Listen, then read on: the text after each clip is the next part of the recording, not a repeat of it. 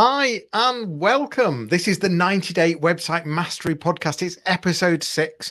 I'm here with my very good friend, Pascal Fintoni. How are you, Pascal? I'm very good. And what about that audio branding? Takes me right into the moment and into the zone of all things website. Absolutely. We are celebrating the launch of our new program and the completion of the website best practice webinar series. We wanted to find a way to continue to share more advice and insights about making your website work harder for you and for you to start feeling proud about your website again. We've got each episode has 4 segments. We've got the You Ask, We Answer, where we've got either something that we've spotted or something that you have identified that you want us to give an opinion on. We have the website stories where we're going to be talking about an article or a podcast that we've reviewed and we've got some thoughts on. We're going to go into our third segment, which is the website engine room, where we discuss 2 apps or perhaps software solutions or piece of kit that is going to help you as a website manager or website content creator make your life easier. And lastly, our final segment is the website call to action, where we're going to suggest one change or adjustment that you could be making right now on your website to start feeling really proud. So without further ado, let's get into our first segment, which is You Ask, We Answer.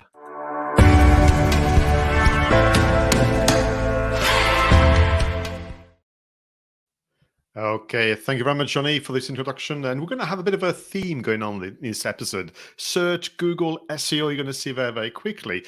Now, the question for today is one that was asked only 2 days ago during a workshop. And I was very surprised. I was thinking this is like a proper myth that needs to be busted once and for all by Jonny Ross and Pascal Fintoni. So we're having this conversation, and this person in this kind of busy room put their hand up and saying, I've heard that my ranking on search engines will be affected badly if I use a website builder or templates like Squarespace. Is that true? And honestly, Jonny, I just couldn't, do my best poker face. I was so stunned that this is still a thing that people are talking about. Over to you. What's your reaction? Yeah, well, it's a bit like Coke and Pepsi. There's people that prefer Coke, there's people that prefer Pepsi, there's people that don't like either. And I think if you know what you're doing with some of these tools and you have highly skilled developers that can use them, then actually most of them don't have limitations. And a lot of them you can really optimize very well. And out of the box, they're already written in a way that Google starts liking them. So I do remember a few years ago turning around to people and saying, look, you do not want, for example, you do not want a Wix website. You cannot optimize it. You cannot make it SEO friendly. However, even I've learned that actually, if you can find the right Wix developer, you can actually do anything with it. And it's the same with totally can't say the word there. It's the same with Squarespace. So I think there is certainly a connotation around some of the names of these content management platforms. But for me, it's all about if you can find the skilled person, you can definitely make them really well optimized and there's no barrier. But the danger is using something with someone that doesn't really know how to customize, how to edit the code, how to bespoke, and that's where you do have the limitation. Yeah, and I think to your point, this is why we keep saying, platform people. So I think for me, the risk is more a visitor has a feeling that maybe this looks like a rush job, or that you went halfway through the process of selecting the template and populating the content with the right images and word. But when it comes to the relationship between the search engines, and we mentioned Google, but of course all the search engines are available and valid. For me, logically, it didn't stack up, but I didn't have, the hard data and the science until the Google I/O conference, which will be mentioned very soon again. And I'm going to go back as far as 2016 and 17, where you had to go deep diving into some of their workshops, on day 3 of that conference. And there were the kind of SEO team engineers who, literally we're presenting this thing about Google loves to work with, and then here they were: Wix, Shopify, Squarespace, all the way they mentioned saying we love them because actually the code is quite clean and the template is sweet and so on. So from my point of view, it was exciting to hear from literally the horse's mouth that there is absolutely zero negative impact in your chances to be ranked if you choose a website builder. But as Jonny mentioned a moment ago, the likelihood is if you don't do the homework and partner up with a developer, it's more the user experience is going to catch you out. Yeah. And you're right. It is written in a much more friendlier way that Google prefers and Google likes, and any other search engine. But it's for example, we talked about implementing schema on a website and how to sort of structure data and say to Google, look, this particular bit of text is about something. Now, if you don't have technical skills and you don't have a developer and you're trying to implement schema, for example, on something like Squarespace or something like Wix, it's not easy. Even on WordPress, it's not easy. So it's then about it's at those points where you're trying to really take the optimization up a level that that there's no barrier, but you need someone that knows what they're doing to implement it. And I think it's a very easy analogy to make, but it's a very helpful one, I believe. It's like, trying to repair your car or do work around the house. That you should know your limit. But by the way, for me, happily, I'll very, very limit. So I'm the kind of guy going, that's not for me. I'll give it to somebody else. But I think, for people listening and watching this, there is a real pleasure in working with the right developers, because you learn tons of things. They also the mirroring of your passion, enthusiasm. So you end up being part of a team effort as opposed to what we tend to do, whether you're part of a marketing division with just two of you working for people who have hundreds of employees, or you are a solopreneur. It can be a very lonely, solitary activity, this business of website management and editing. Why wouldn't you have an extended team, so to speak, and have developers with you? Absolutely. Super. Well, listen, I've mentioned Google I/O, which is kind of a very strong hint about our next time in website stories.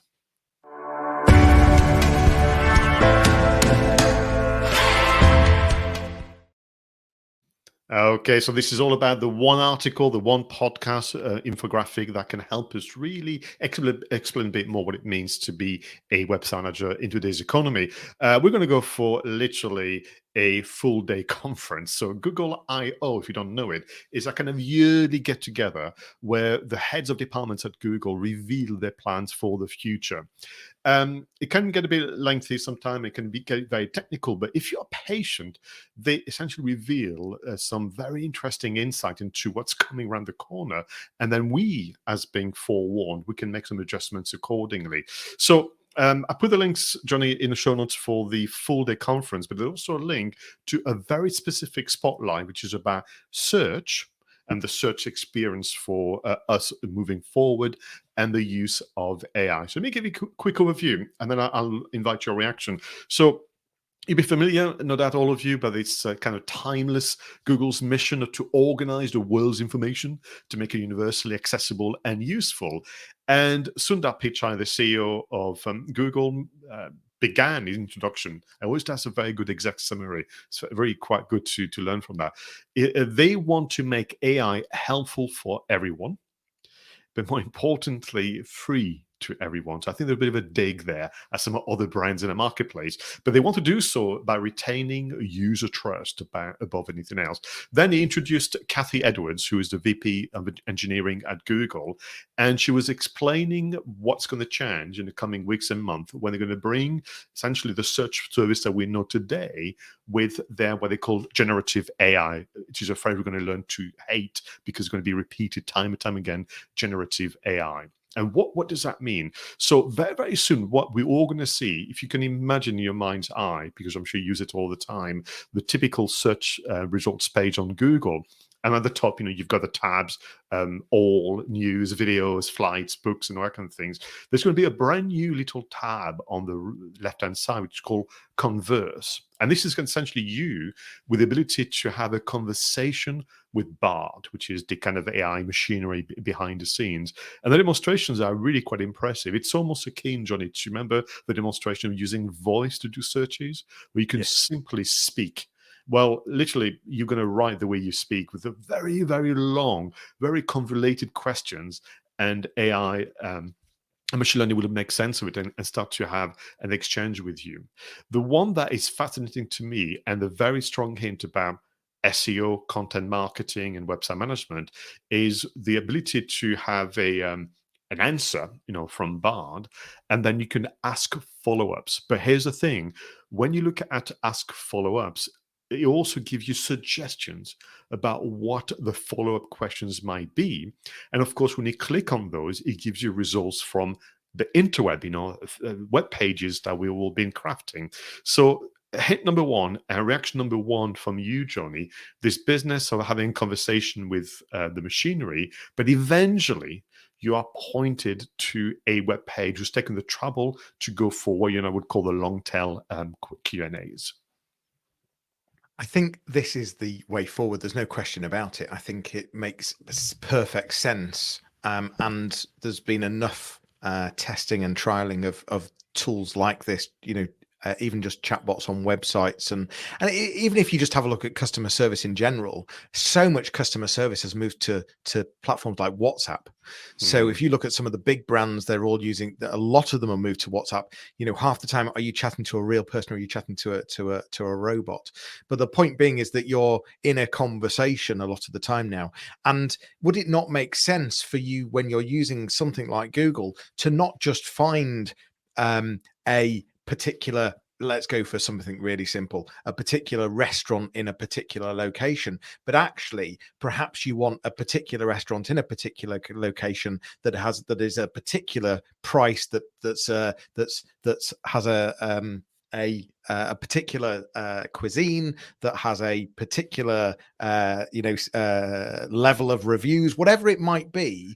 You'd be putting more of that question into Google and saying, I don't just want a restaurant here, but I also want one that's going to have dog friendly, that's going to have family friendly, that's also that serves this particular cuisine, that's open on a Sunday night, that's all of these things, and then it goes out and it finds something really specific.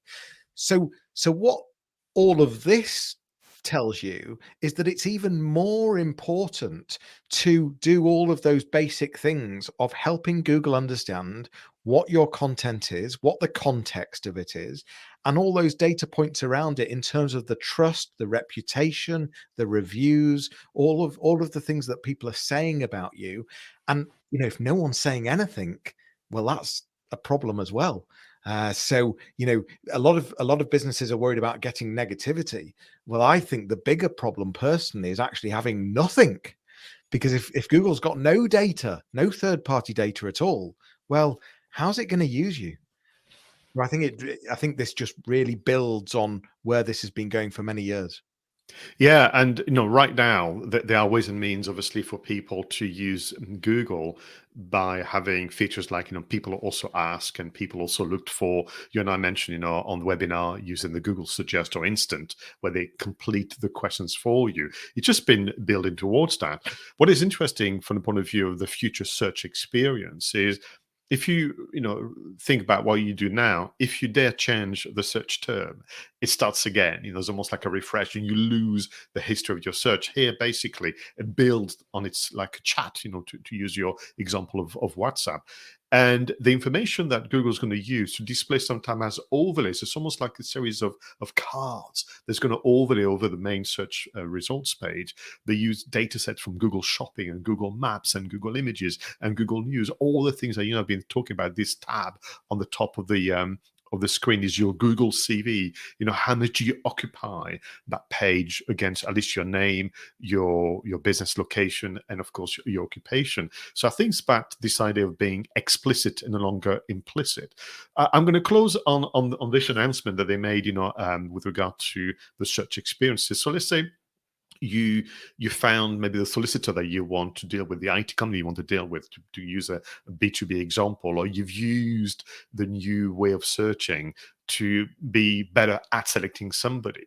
You can then ask Bard, by extension, to help you write together a brief to be able to actually contact this B2B business, and also put together a scoring system so you can vet the applications. You're going to have this empowerment of the buyers to be really quite impressive. Just to close very quickly, because time is against us, Cathy Edwards basically closed this segment of the conference on the new search experience. Imagine that this is search supercharged, but supercharged for the searcher.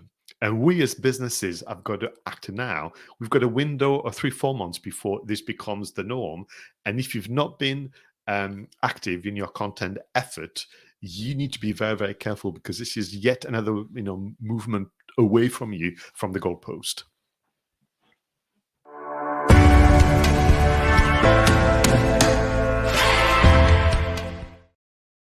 All right. So in this section of the Website Engine Room, we look at 2 app software solutions that can make life easier as a website content creator and more. Jonny, what is your selection?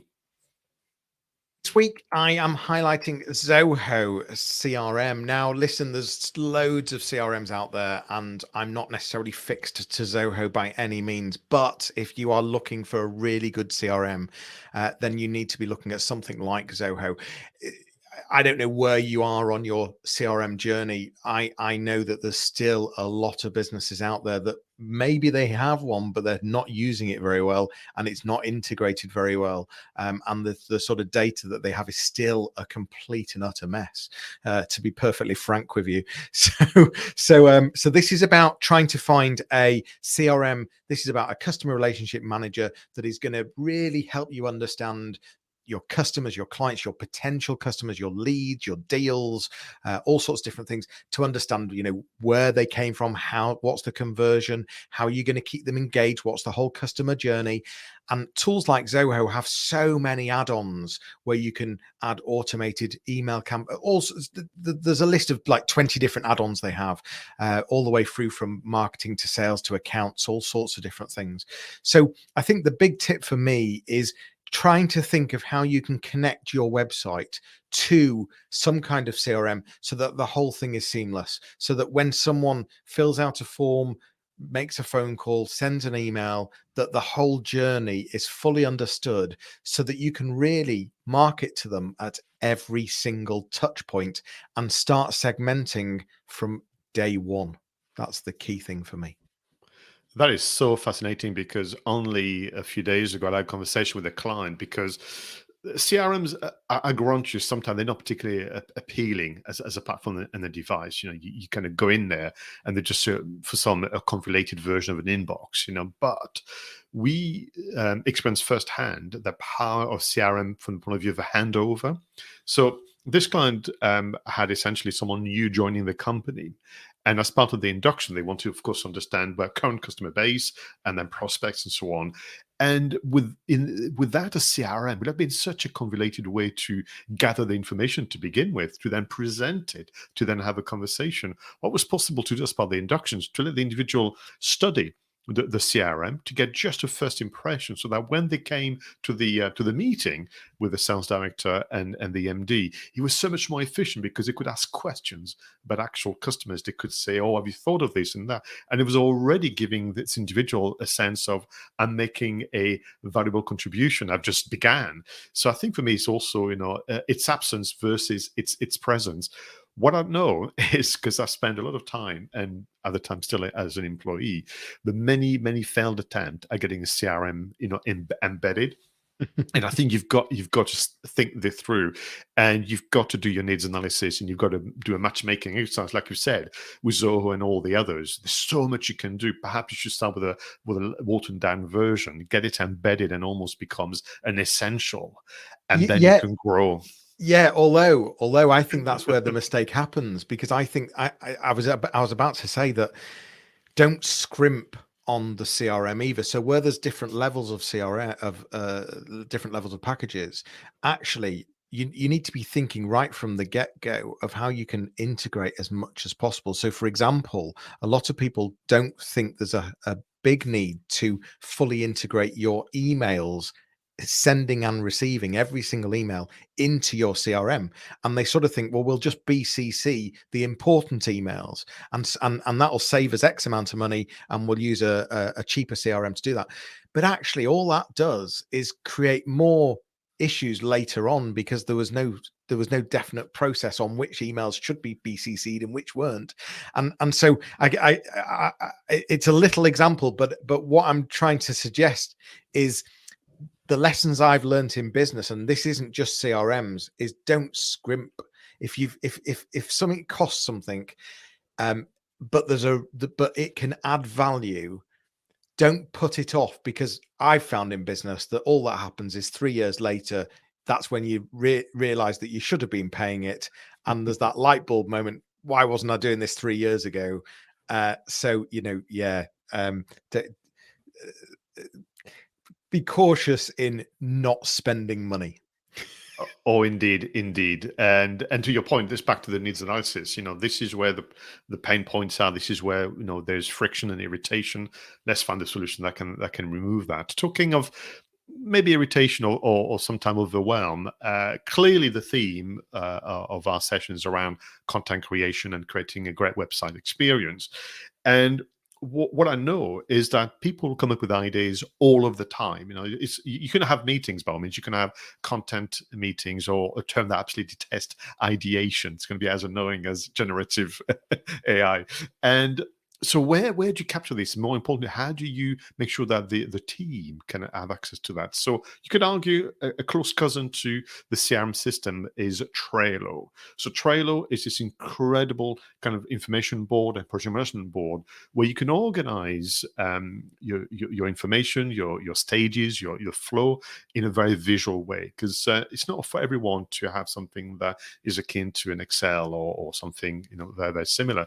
So for example, you do your research, as we mentioned a moment ago, to kind of marry up to the future search experience. You may end up with 10, 20, 30 different content ideas. You may have things you've curated. Maybe you have ideas for photography and so on. Where do you put this? And you can make a long list on something like Google Docs or whatever, but it just doesn't really inspire the team and yourself. So Trello allows you to copy and paste the hyperlinks. You can upload a photo.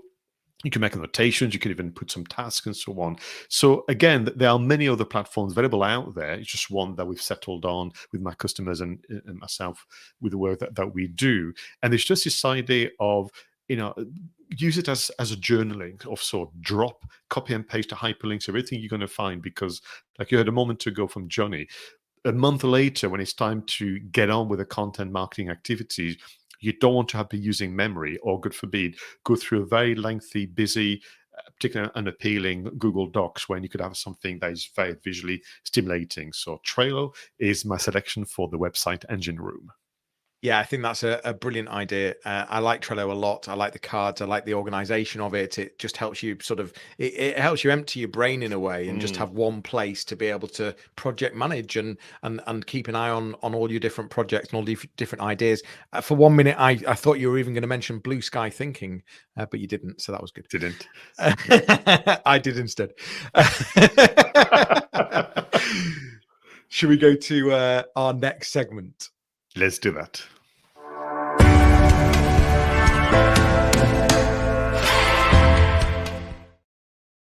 So here we are. In each episode of the 90-day website podcast, we just look at one change, one adjustment that's going to make a huge difference to you, your website, and by extension, the visitor's experience. So Jonny, what is your suggestion?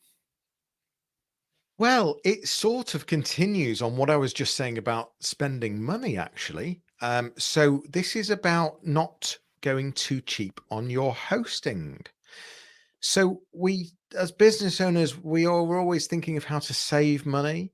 But one of the things that if we don't fully understand the benefits of spending money on hosting, then again, that can be a danger. So cheap hosting means slower websites, means unreliability. So it doesn't mean that the uptime is as good as it could be. So connections and websites being down. Also, in terms of the trustworthiness, in terms of the quality of the IP addresses, the network, other websites in that network, Google has to find ways to try and understand businesses, to understand how how big they are, but also how trustworthy they are. How are they real? Are they bricks and mortar? All of those sort of things. And if it can see that your website is on really cheap hosting and on a server that's just full of spam websites, scamming people, even, or dare I say, pornography websites, or just virus, websites full of malware. Well, that's going to send a huge signal to Google. Maybe we won't put this website high in the rankings. So there's so many benefits to better hosting, whether that be speed, reliability, customer service even. So what happens if your website goes down, and do you have access, 24/7 access, but what's to support? But more importantly, what's the level of support like, and how involved do they get, and how quickly do they solve things? And I guess lastly, the visibility. So understanding that the better hosting packages you have, the more visibility you have in terms of the errors that might be going on in the background. And that's the sort of stuff that Google doesn't like either. So I think it gives you much more technical visibility. So that for me would be my message today. Spend a bit more money on hosting. We use Rackspace. It's the global leading cloud B2B solution out there. There's lots to look at, but there's also lots of crap out there, and there's lots of cheap stuff out there. Spend money on hosting is my big call to action for today. Pascal, what is yours? Well, I had to continue, obviously, the thread through from our conversation around the Google I/O conference, and mine is about preparation. So, walk in the shoes of your customers. Imagine that they are searching for what you do, who you are, and start entering short phrases, questions, anything that comes to mind, perhaps born out of reviewing what's happening on Google Search Console and more. And then I want you to study the search results page on Google, but also the other search engines. So on Google, you have things like people also ask. So those are there presented because of their popularity, but also the link to quality results. If you're not answering those questions, you are already on the B2C list. So I would use maybe Trello, ideally, or a different method. I would copy and paste those questions literally, and that become a precursor of content creation, which I will explain next week. You also have, other panels like related searches right at the bottom of the Google search page. And soon it's going to appear on the right-hand side as a bit of a precursor to the full version that we discuss with generative AI. You have also follow-up questions. It's going to start to appear from time to time. And all you need to know is what those questions are and start to record them, start to organize them. And don't fall for the trap of thinking, well, Pascal, to be honest with you, it's a bit late because people have already answered those questions. What matters to your customers and to Google is that you are not answering those questions. So I think that's why you need to know what the questions are, and you're lucky. Google has become your always on market researcher, and use it to your advantage. Yeah, I like that a lot, and it just reminds me of what you were saying earlier in terms of the AI search that Google's going to suggest. You've asked this, why don't you ask me this? Because I can probably give you a better answer.